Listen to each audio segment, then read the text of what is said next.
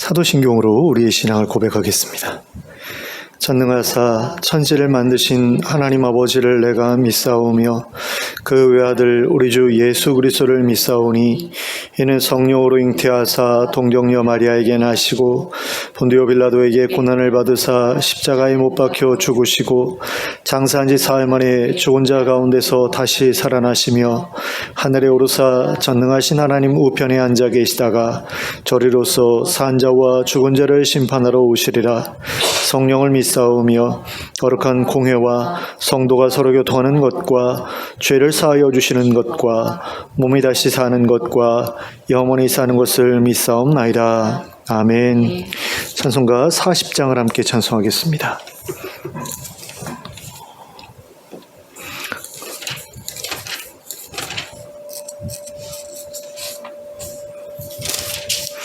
찬송가 40장 함께 찬송하겠습니다.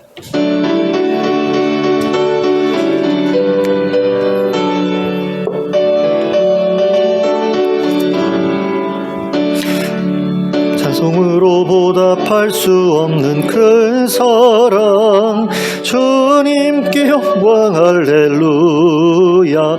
형제 자매 모두 함께 모여 찬송해. 주님께 영광 할렐루야. 하나님의 자녀여 부르며 밝고 거룩한 길로 기쁨으로 나아가 주의 보좌 앞으로 속히 들어가겠네. 주님께 영광 할렐루야. 우리 받은 주님 은혜 한량 없도다. 주님께 영광 할렐루야. 기쁜 찬송 부르면서 천국 가겠네. 주님께 영광 할렐루야.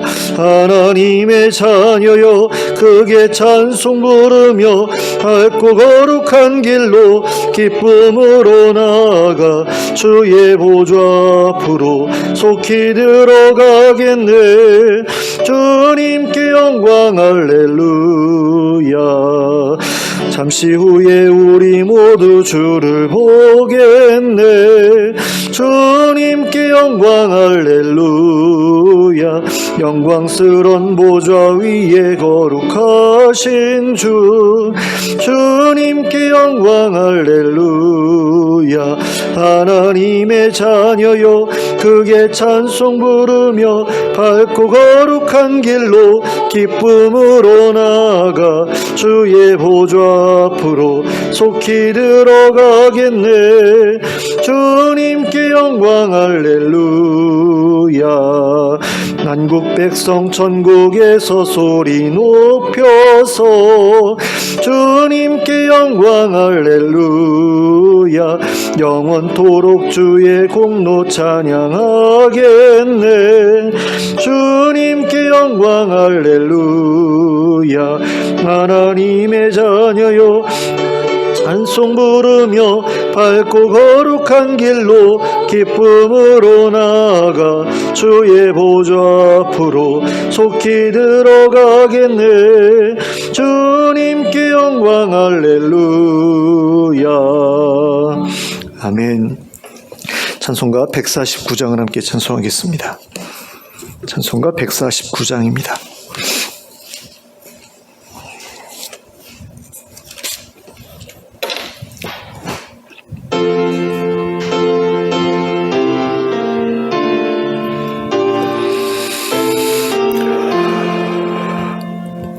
주 달려 죽은 십자가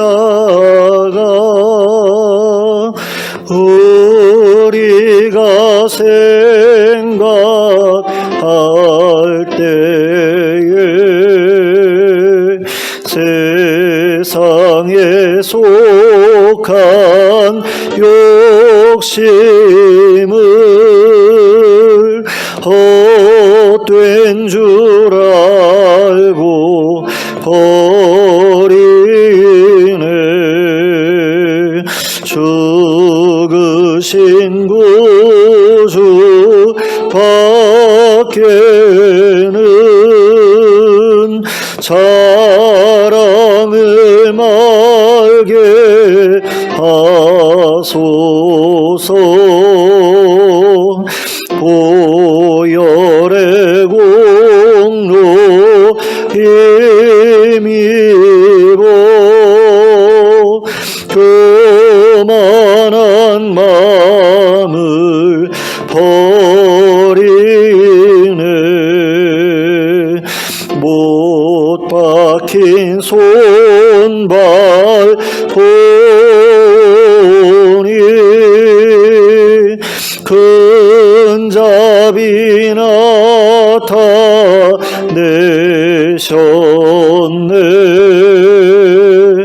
가시로 만든 멸류관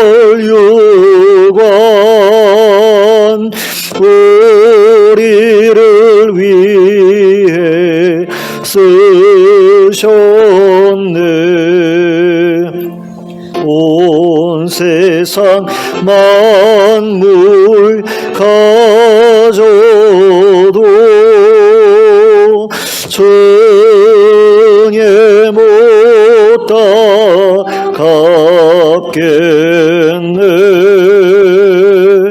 놀라운 사랑 받은 나 몸으로 제물 삼겠네.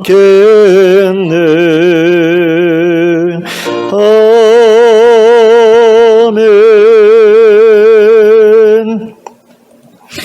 하나님의 말씀 사도행전 16장 1절부터 5절까지 말씀을 함께 보시겠습니다.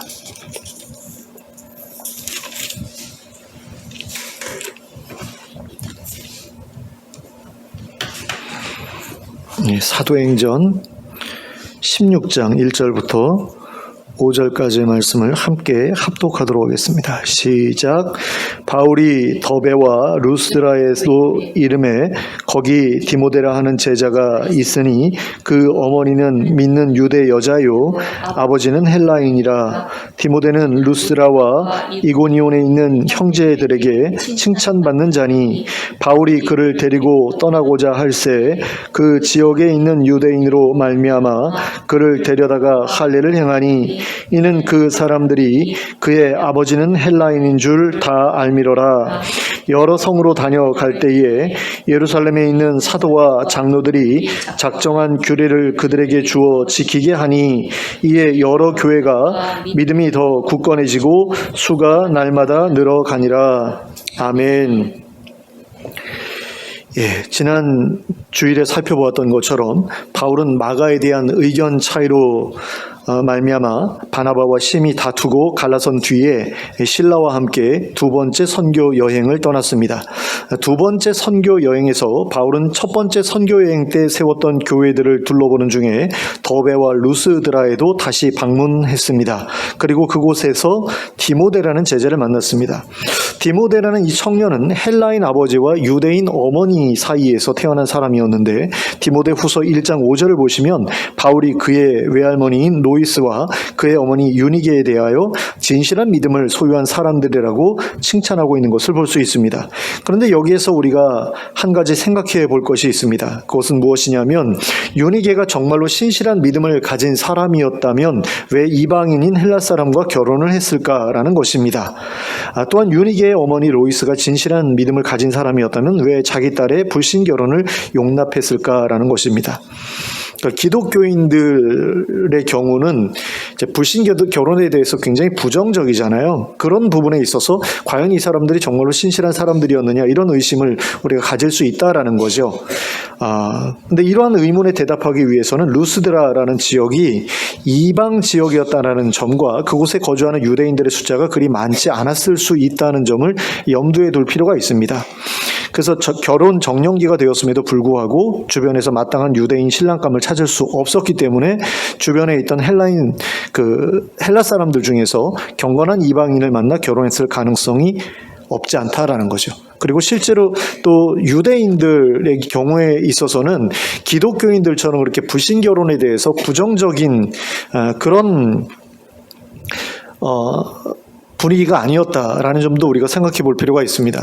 그러니까 여성들 같은 경우에 어머니가 유대인이면 자식도 유대인으로 이렇게 보게 되는 그런, 그러니까 받아들여주는 그런 경우가 없지 않았거든요. 그러니까 할례만 받는다면 엄마가 유대인인 경우에 그 자녀도 그냥 유대인으로 받아주는 그런 분위기가 형성이 돼 있어서 유대 여자들 같은 경우 이방인들과 결혼하는 게 그렇게 문제 있는 것으로 그렇게 보지는 않았다라는 거죠. 유대 남성이 이방 여성과 결혼한다. 이거는 좀 부정적으로 봤지만 유대 여성의 경우는 그렇게까지 보지는 않았다. 이 점도 우리가 좀 생각해 볼 필요가 있습니다. 그리고 그렇게 맺어진 두 사람 사이에서 태어난 디모데는 아버지가 유대인이 아니었기 때문에 할례를 받지는 못했지만 어머니를 통해 어려서부터 유대교의 하나님에 대한 신앙을 가지고 자랄 수 있었습니다. 그리고 이 모자는 바울의 첫 번째 선교 여행 때에 바울이 전한 복음을 듣고 제자가 된 사람들을 통해 예수님을 믿게 되었던 것 같습니다. 그리고 바울이 디모데를 만났을 당시 디모데는 2절에 기록된 것처럼 루스라는 물론이고 이고니온 전역에 흩어져 있던 믿음의 형제들로부터 칭찬을 받는 신앙생활을 하고 있었습니다. 그래서 바울은 디모데를 자신의 동역자로 삼아 함께 선교 여행을 다니기로 하였습니다. 그리고 디모데 역시 바울을 따라가기로 결정했습니다. 그래서 바울은 디모데와 함께 루스드라를 떠나기에 앞서 디모데에게 할례를 받도록 했습니다. 그런데 이것은 어떻게 보면 바울이 지금까지 격렬하게 반대해왔던 할례주의자들의 주장을 따르는 것처럼 보이기도 합니다. 그러나 바울이 디모데에게 할례를 받게 한 이유는 절대로 할례주의자들의 의견에 동조했기 때문이 아니었습니다. 바울은 여전히 할례와 율법 준수로 구원을 얻는다는 그들의 주장에 대해 반대하고 있었습니다. 그 증거가 4절에 기록되어 있습니다. 여러 성으로 다녀갈 때에 예루살렘에 있는 사도와 장로들이 작정한 규례를 그들에게 주어 지키게 하니, 여기서 언급하고 있는 예루살렘에 있는 사도와 장로들이 작정한 규례라는 것은 앞서 살펴보았던 것처럼 음행과 우상 숭배와 피와 목매어 죽인 것을 멀리하라는 것이었습니다. 이방인 그리스도인들은 굳이 할례를 받거나 율법을 다 지키려 할 필요가 없다는 그런 주장에 따른 결과잖아요. 근데 그것을 사람들에게 가르쳤다라는 것은 나는 할례주의자들과는 뜻을 같이 하지 않는다라는 그런 이야기죠. 그러므로 이러한 주장을 전파하며 다녔던 바울이 자기가 반대했던 사람들과 똑같은 이유로 디모데에게 할례를 받게 하지는 않았을 것이라는 게 분명하죠. 바울이 디모데에게 할례를 받게 했던 이유는 3절에 기록되어 있는 것처럼 이고니온에 살고 있던 유대인들이 디모데의 아버지가 헬라인인 것을 알고 있었기 때문이었습니다. 바울은 선교 활동을 하게 될 장소에 도착하면 언제나 유대교 회당을 찾아서 그곳에서부터 복음 전도를 시작했죠.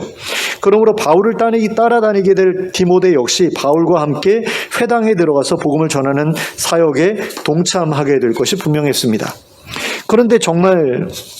그런데 만일 디모데가 할례를 받지 않은 상태에서 회당에 들어가서 복음을 전하게 된다면 유대인들이 기독교에 대해 부정적으로 보게 될 가능성이 있었습니다. 게다가 바울은 유대교 사회에서 랍비의 신분으로 알려져 있었는데요.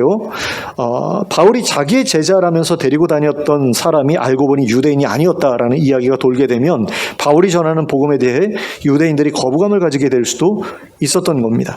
그래서 바울은 회당에서의 전도 사역이 방해를 받지 않도록 하기 위해 디모데에게 할례를 주어 랍비 후보생으로 삼고자 했던 거죠. 그리고 그렇게 되면 유대인들에게 복음을 전하는 일에 전혀 거리낌이 없게 될 것이 분명했습니다. 그래서 디모데도 바울의 제안에 동의했던 것입니다. 기꺼이 할례와 율법 준수를 감당하기로 했던 거죠. 그런데 이것이 얼마나 어려운 일이었는지, 어려운 결정이었는지 한번 생각해 봤으면 좋겠습니다. 얼마나 많은 경건한 이방인들이 할례와 율법 준수의 부담감 때문에 유대인이 되지 못했습니까? 경건한 유대인, 하나님을 정말로 경외하는 그런 사람들이었잖아요. 그런데 왜 할례 받는 것과 율법 준수하는 것이 왜 유대인이 되지 못했느냐? 할례 받는 것과 율법 준수하는 것이 너무나 부담스러웠기 때문이잖아요. 그런데 디모데는 바울의 동역자가 되어 복음을 전하는 일을 헌신하기 위해 할례와 율법 준수를 기꺼이 감당하기로 했다라는 거죠. 그런 이 일만 보더라도 디모데가 얼마나 신실한 그리스도인이 되었는가 하는 것을 알 수 있다라는 겁니다. 그리고 그렇게 해서 할례를 받게 된 디모데는 유대교 회당에서 아무 거리낌 없이 복음을 전할 수 있게 됐습니다. 그래서 그들이 함께 사역을 한 결과 여러 교회의 믿음이 더 굳건해지고 수가 날마다 늘어났다라고 기록하고 있는 것을 보게 됩니다. 그리고 이 사건을 통해 우리는 바울이라는 사람이 복음을 전하기 위해서라면 나쁜 짓 빼고는 어떤 일이든 할 수 있었던 사람이었다라는 사실을 알 수 있게 됩니다. 바울은 고린도전서 20장에서 그러한 자신의 마음가짐을 분명하게 기록하고 있습니다. 고린도전서 20장 19절부터 23절까지의 말씀입니다. 내가 모든 사람에게서 자유로우나 스스로 모든 사람에게 종이 된 것은 더 많은 사람을 얻고자 함이라. 유대인들에게 내가 유대인과 같이 된 것은 유대인들을 얻고자 함이요 율법 아래에 있는 자들에게는 내가 율법 아래에 있지 아니하나 율법 아래에 있는 자 같이 된 것은 율법 아래에 있는 자들을 얻고자 함이요 율법 없는 자에게는 내가 하나님께는 율법 없는 자가 아니요 도리어 그리스도의 율법 아래에 있는 자이나 율법 없는 자와 같이 된 것은 율법 없는 자들을 얻고자 함이라. 약한 자들에게 내가 약한 자와 같이 된 것은 약한 자들을 얻고자 함이요 내가 여러 사람에게 여러 모습이 된 것은 아무쪼록 몇 사람이라도 구원하고자 함이니 내가 복음을 위하여 모든 것을 행함은 복음에 참여하고자 함이라. 자, 여기서 우리는 바울이 무슨 마음으로 디모데에게 할례를 받게 한 것인지를 분명하게 알 수 있게 됩니다. 그것은 20절에 기록된 것처럼 유대인들을 얻고자 함이었습니다. 그런데 자신이 할례를 받은 것이 아니라 디모데에게 할례를 받게 한 것이니 이 일은 디모데로 하여금 유대인들을 얻을 수 있게 해주려는 것이었다라고 할 수 있습니다. 그런 점에서 바울이 디모데에게 할례를 받게 한 것은 디모데를 자신과 동일한 사역을 감당할 만한 사역자로 키워내려는 마음이 있었기 때문이라는 것을 알 수 있습니다. 그리고 이것은 어떤 면에 있어서는 자신과 다투고 갈라선 바나바가 마가를 선택했던 것에 대하여 자신이 훨씬 더 괜찮은 청년을 선택했음을 보여주고자 하는 경쟁심 때문이었을 가능성도 없지는 않습니다. 이거는 이제 추측이기는 합니다. 추론인데요. 좀 그렇게 볼 수 있는 면도 있었을 것 같다라는 생각이 들어요.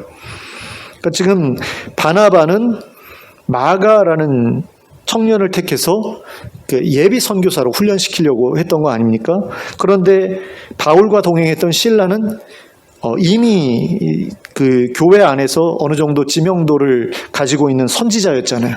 그런 점에서 예비 선교사라기보다는 선교사로 그냥 바로 보아도 별 문제가 없는 사람이거든요. 그런 점에 있어서 이 디모데라는 청년을 자기의 일행에 이렇게 포함시킨 것은 어떤 면에 있어서 마가와 대결 구도를 갖추려는 어떤 그런 느낌도 든다라는 거죠. 그래서 이런 생각도 있었을 것 같아요. 자, 디모데를 봐라. 내가 선택해서 데리고 떠난 그 찌질이 마가보다 얼마나 훌륭하냐. 뭐 이런 어떤 그런 마음도 없지 않았을 것 같다는 생각이 듭니다.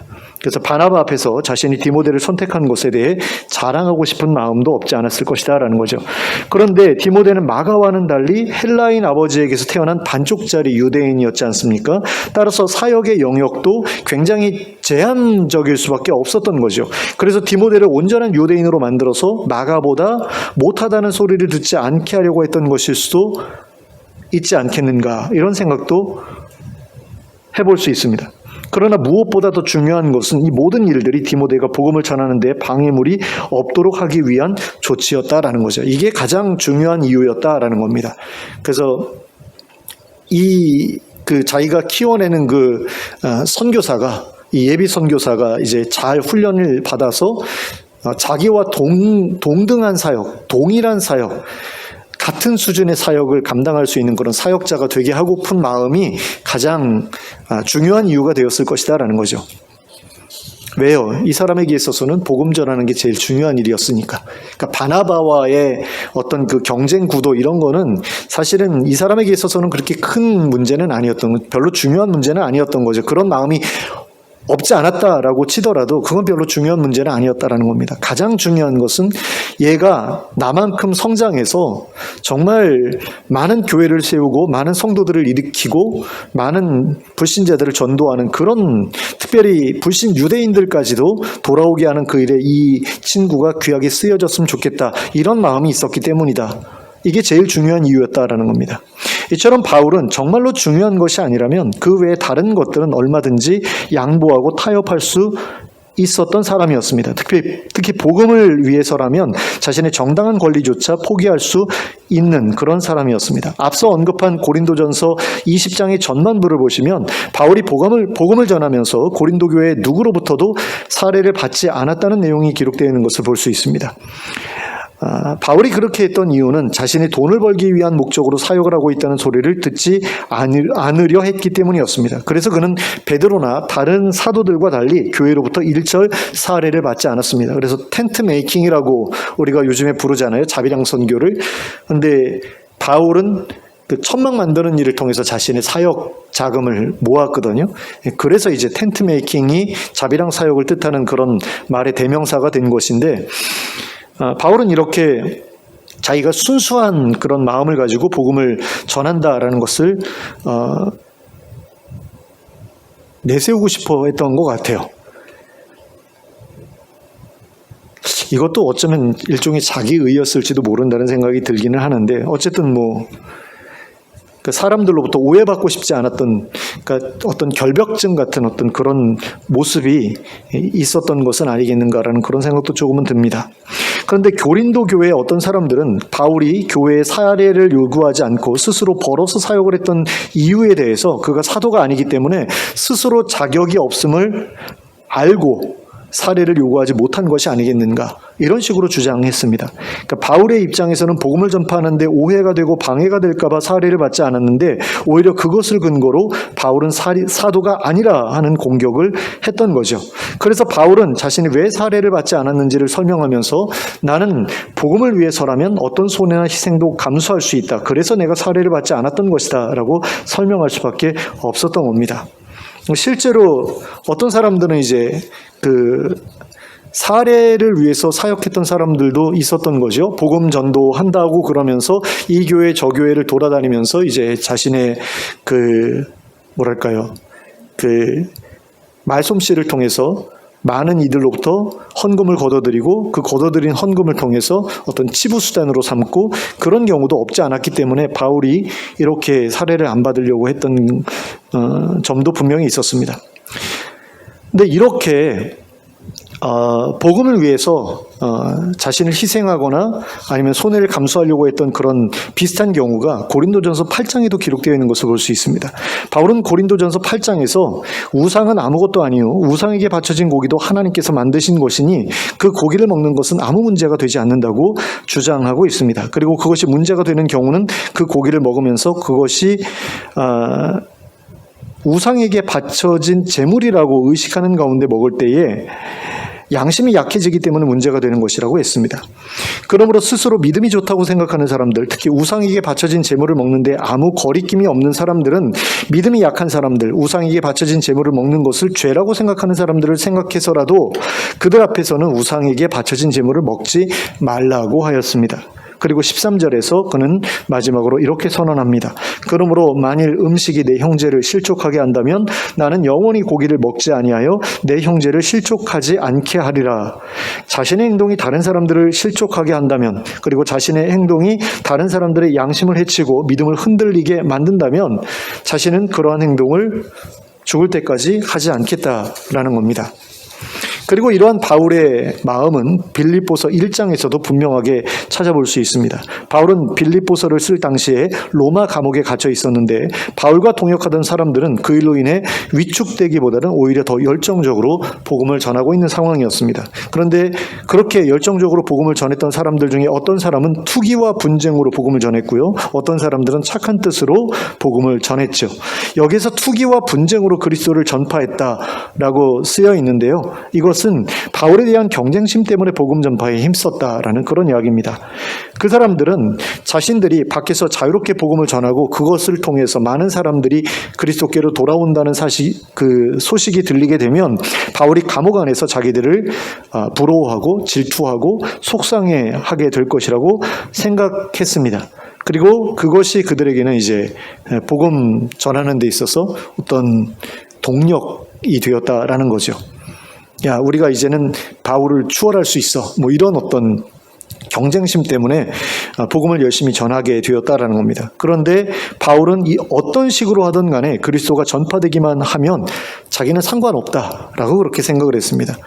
어쨌든 복음이 전파되어서 그리스도가 높아지신다면 나는 만족한다, 기쁘다 이렇게 말하고 있는 것을 빌립보서 1장 18절에서 볼 수 있습니다. 그러면 무엇이냐? 거칠애로 하나 참으로 하나 무슨 방도로 하든지 전파되는 것은 그리스도니 이로써 나는 기뻐하고 또한 기뻐하리라. 그러니까 아무 상관없다라는 거죠. 복음만 전파되면 되지 그 사람들이 무슨 마음 가지고 그 사람들이 나를 속상하게 만들려고 하는 것이라고 할지라도 복음만 제대로 전파되면 나는 상관없다라는 겁니다. 이처럼 바울은 복음을 전하기 위해서라면 예수 그리스도만 전파될 수 있다면, 그리고 유대인들을 그리스도께로 인도할 수만 있다면, 그리고 연약한 사람들의 믿음을 지켜줄 수만 있다면 자신이 할 수 있는 모든 것을 최선을 다해서 감내하고 또한 감당하고자 했습니다. 그러면 이러한 바울의 마음은 어디에서 기인했던 것이었을까요? 그것은 바로 예수님께서 바울에게 베풀어 주신 사랑에서 기인한 것이었습니다. 예수님이 먼저 자기 백성들을 위해서 자신이 할 수 있는 모든 일을 감내하셨죠. 그들에게 복음을 전파하시기 위해 온 유대와 갈릴리와 사마리아를 돌아다니시면서 밤낮 없이 복음을 전하셨습니다. 머리 둘 곳도 없이, 그리고 안주할 만한 장소도 없이 사역하시는 내내 떠돌아다니시면서 복음을 전하셨습니다. 그리고 마침내는 로마인들의 손에 넘겨져 모진 고문을 당하셨고 또 십자가에 달려 죽으심으로 자기 백성들이 하나님께로 돌아올 수 있게 하셨습니다. 죄인들을 향해 쏟아져야 할 하나님의 진노를 자기 혼자서 다 받아내심으로써 자기 백성들을 구원하셨습니다. 그런데 바울은 이러한 예수님을 이단의 수계로 생각하고 정죄했습니다. 그리고 거기에 더해서 예수님을 따르는 사람들을 붙들어다가 고문하고 죽이기까지 했습니다. 그런데 그런 자신에게도 예수님처럼 하나님을 위해 일할 수 있는 기회가 주어졌으니 바울로서는 죽다 살아난 것이요 하나님의 백성이 아닌 사람이 될 뻔했다가 하나님의 백성으로 받아들여지게 된 것이었습니다. 그러므로 바울의 마음은 죄책감과 죄의식, 그리고 다른 한편으로는 감사와 기쁨이 서로 뒤얽혀 있는 복잡한 상태였습니다. 그래서 바울은 이러한 마음으로 인해 예수님이 겪으셨던 고난을 자신도 따라 받으려 했고 자신을 위해 고난받으시고 죽임당하신 예수님을 높여드리고자 했습니다. 바울 자신이 저질렀던 잘못에 대한 죄값도 치러야 했고 또 복음의 빚도 갚아야 했다라고 생각했기 때문입니다. 그러니까 나는 복음에 대하여 빚진 자다라고 이야기를 했지요. 근데 복음에 대해 빚졌다라는 것은 결국 예수님에게 빚졌다라는 이야기 아닙니까? 그리고 하나님께 빚졌다라는 이야기도 되잖아요. 그러니까 빚진 마음 때문에 이런 식으로 행동할 수밖에 없었다라는 겁니다. 그리고 이것은 디모데 역시 마찬가지였을 것입니다. 물론 디모데는 바울처럼 기독교인을 핍박한 적은 없었습니다. 그러나 디모데도 바울과 마찬가지로 예수님을 통해 큰 은혜를 경험했던 사람이었습니다. 지금까지 그저 하나님을 경외하는 이방인으로 살아오던 디모데가 왜 갑자기 할례를 받고 유대인이 되어 율법을 준수하는 힘들고 어려운 길을 가기로 결단했던 것일까요? 디모데 역시 자신이 예수님께 빚을 진 사람이라는 사실을 깨달았기 때문입니다. 디모데가 그리스도인들을 핍박하지 않았다고 해서 하나님 앞에서 죄인이 아니었던 것은 아니죠. 그 또한 하나님의 진노를 받을 수밖에 없는 아담의 후손이었고 하나님께서 요구하시는 온전한 삶을 살아내지 못했던 죄인이었습니다. 그런데 예수님께서 그에게 쏟아져야 할 하나님의 진노를 혼자서 다 받아내 주셨습니다. 그리고 그에게 하나님 나라의 백성이 될 수 있는 기회를 주셨습니다. 그리고 그 사실은 디모데에게 있어서 커다란 빚으로 여겨졌던 겁니다. 그리고 바울과 더불어 복음을 전하는 가운데 그 빚을 조금이라도 갚을 수 있기를 바랐던 거죠. 그것이 바로 디모데가 바울의 제안을 받아들여 기꺼이 할례를 받았던 이유였습니다. 그런데 우리 믿는 사람들 중에는 바울이나 디모데가 가지고 살았던 이런 마음을 가지고 살아가는 사람들이 그렇게 많은 것 같지 않아 보입니다. 그러니까 없지는 않죠. 교회에 가보면 일부 권사님들 또는 제가 볼 때는 권사님들이 더 믿음이 좋은 것 같이 보일 때가 참 많아요. 사실은 목사님들 보면 이제 받은 은혜가 커서 내가 목사가 되어야 되겠다, 선교사가 되어야 되겠다 많이들 헌신하는데 그런 분들도 그 하나님의 은혜에 대해서 또 예수 그리스도의 은혜에 대해서 감사하는 어떤 그런 그 권사님들의 어떤 열심 이런 것들을 볼 때에 목사님들의 열심보다도 더 지극해 보일 때가 많거든요. 근데 대다수의 일반 성도들 같은 경우는 뭐 임직자들이라고 다르지 않겠지만 그런 마음을 가지고 살아가는, 빚진 마음 가지고 살아가는 사람들이 그렇게 많은 것 같지는 않아 보입니다. 그러면 그 이유는 과연 무엇 때문이겠습니까? 자신은 별로 나쁜 짓을 하며 살아오지 않았다라고 생각하기 때문이죠. 그러니 죄인일지는 몰라도 그렇게 나쁜 죄인은 아니라고 생각하는 겁니다. 그러니까 성경에서 죄인이라고 이야기를 하는데 불신자들 같은 경우는 내가 왜 죄인이야 라고 그렇게 보통 이야기하잖아요. 근데 적어도 예수를 믿는 사람이라면 당신 죄인이야 라고 했을 때 별로 그렇게 거기에 대해서 거부감을 표하지는 않습니다. 그렇지, 나 죄인 맞지. 근데 나만 죄인이야? 다른 사람들도 다 죄인이야? 이런 식으로 이제 보는 경우는 굉장히 많죠. 그런데 정말로 내가 그 죄 때문에 빚이 있다. 하나님께 빚이 있고 예수님께 빚이 있다라는 부분에 대해서까지 깊이 동의하고 또 거기에서 이렇게 그 빚진 마음 가지고 살아가는 사람들은 그렇게 많지는 않다라는 거죠. 하지만 우리 모두에게는 예수님을 죽인 죄가 있지 않습니까? 하나님을 부정하고 살았던 죄가 있고 자신을 하나님처럼 높이고 살았던 죄가 있고 그 때문에 예수님께서 죽으셨기 때문에 예수님 죽인 죄도 결국에는 우리의 죄 가운데 하나잖아요. 그런 많은 우리가 지었던 많은 죄 때문에 예수님이 죽으셔야 했지 않습니까? 그러므로 우리는 모두가 죽다 살아난 사람들이라고 할 수 있죠. 하나님께 버림받아 지옥에 던져질 수밖에 없는 그런 운명 가운데 있다가 하나님 나라에서 살아갈 수 있는 기회를 얻은 사람들 아닙니까? 그러므로 우리 모두는 예수님께 빚이 있는 사람들입니다. 그리고 우리가 전해 들었던 복음에 대해서도 우리는 빚을 지고 있습니다. 그러므로 우리는 그 빚을 갚기 위해 무엇이라도 해야 하는 사람들이라고 할 수 있습니다. 그러니까 바울 사도가 나는 빚졌다라고 이야기를 할 때 그 빚이 바울 사도에게만 있는 게 아니라 사실은 모든 성도들에게 있다라는 거죠. 내가 바울 사도처럼 믿는 사람들을 핍박하지 않았으니까 나는 그런 빚이 없다? 이건 아니잖아요. 디모데에게도 빚이 있었죠. 그 빚 갚기 위해서 유대인이 되기까지 했잖아요.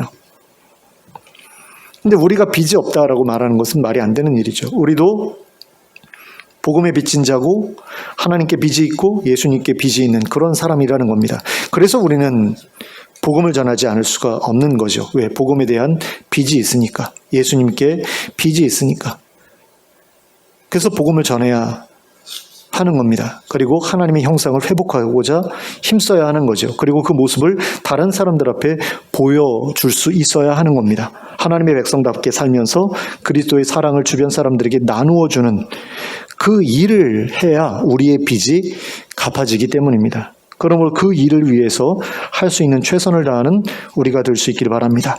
복음을 세상에 전하고 그리스도를 높여드리기 위해 물질적인 손해, 시간적인 손해까지도 기꺼이 감수할 수 있는 우리가 될 수 있기를 바랍니다. 그리고 그럼으로써 자신이 예수 그리스도를 통해 받은 은혜에 조금이라도 보답하며 살아가는 우리가 될 수 있기를 예수 그리스도의 이름으로 축원합니다. 기도하겠습니다. 사랑의 하나님 아버지, 디모데라는 사람이 복음을 듣기 전까지만 해도 경건한 이방인으로 살아왔는데, 그리고 그것은 할례를 받는 것과 율법 준수하는 것이 너무나 부담스러웠기 때문인데 예수 그리스도의 복음을 접한 이후로 그가 기꺼이 할례를 받고 율법 준수를 하기로 결단했던 것을 봅니다. 하나님, 그 이유가 무엇인지를 우리가 생각할 때에 그것은 바울 사도가 말했던 것처럼 복음에 빚이 있다라고 생각했던 것이 아니면 설명할 수 없는 일이라는 생각을 하지 않을 수 없습니다. 하나님, 그런데 디모데가 그렇게 자신에 대해서 복음에 빚진 자라고 생각했던 것처럼 우리도 복음에 빚진 자라는 사실을 우리가 생각하지 않을 수가 없습니다. 많은 기독교인들이 예수 그리스도의 은혜로 구원을 받았다고 말하는데 그게 빚이라는 사실을 기억하면서 그 빚을 조금이라도 갚으려고 노력하는 사람들 보기가 참으로 쉽지가 않습니다. 그 이유가 무엇인가를 생각해 보니 자신의 죄에 대한 깨달음이 부족하기 때문이 아닌가라는 생각이 듭니다. 정말 자신이 지은 죄가, 하나님을 부정하는 그 죄가, 그리고 하나님보다 자신을 높이며 살아왔던 그 죄가, 그래서 예수님을 십자가에 죽게 만들었던 그 죄가 얼마나 큰 죄인지를 우리가 모르고 살아가기 때문에 그렇게 빚진 마음 없이 가볍게 살아가고 있는 것이 아닌가라는 생각을 해봅니다. 하나님, 이제라도 우리가 하나님께서 우리에게 베풀어 주신 은혜가 얼마나 크신 것인지에 대해 온전히 깨닫게 되기를 원합니다. 예수님께서 우리를 위해 베풀어 주신 사랑이 얼마나 크신 것이었는지에 대해 우리가 또한 깨닫게 되기를 원합니다. 그래서 우리의 빚이 또한 얼마나 큰지를 깨닫게 되기를 원합니다. 그래서 기꺼이 바울처럼, 디모데처럼 복음을 위해 헌신할 수 있는 저희들 될 수 있기를 원합니다. 또 하나님의 백성다운 삶을 통해서 불신자들에게 도전할 수 있는 그런 삶을 또한 저희가 살아내기를 원합니다. 많은 사람들이 입으로만 복음을 전하는데 저희는 삶으로 복음을 전할 수 있기를 원합니다. 하나님 나라의 백성다운 그런 모습으로 예수님처럼 다른 이들을 위해 헌신할 수 있는, 다른 이들을 구원하기 위해 그들에게 복음을 들려주고 그들로 하여금 하나님을 알 수 있도록 하기 위해 헌신할 수 있는 저희들 될 수 있기를 원합니다.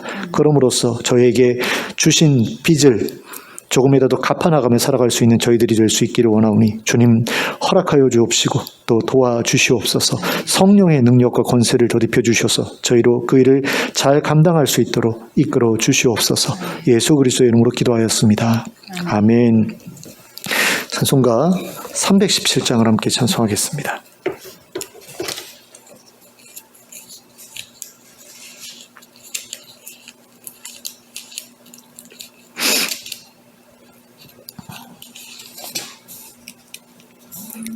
(317장) 함께 찬송하겠습니다.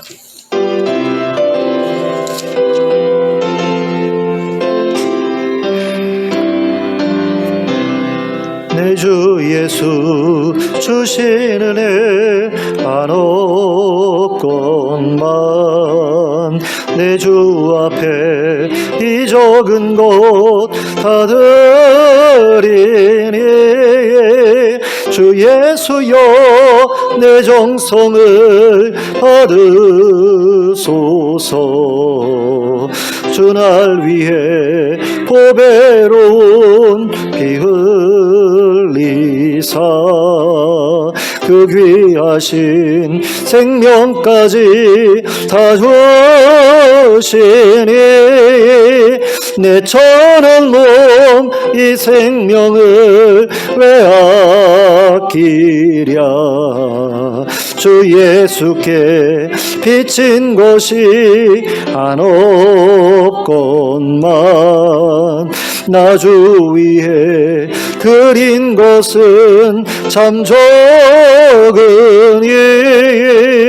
주 예수여 너그럽게 보옵소서. 날 위하여 십자가에 피 흘리신 주 예수의 은혜로서 인치시고 내 모든 것 주의 소유 삼으소서. 주 날 위해 그 귀하신 몸 버리사 이 내 몸을 핏값으로 사셨으니 내 생명도 주 예수께 바칩니다. 아멘. 주님 가르쳐 주신 기도로 예배를 마치겠습니다. 하늘에 계신 우리 아버지여, 이름이 거룩히 여김을 받으시오며 나라가 임하시오며 뜻이 하늘에서 이루어진 것 같이 땅에서도 이루어지이다. 오늘 우리에게 일용할 양식을 주시옵고 우리가 우리에게 죄 지은 자를 사하여 준 것 같이 우리 죄를 사하여 주시옵고 우리를 시험에 들게 하지 마시옵고 다만 악에서 구하시옵소서. 나라와 권세와 영광이 아버지께 영원히 있사옵나이다. 아멘.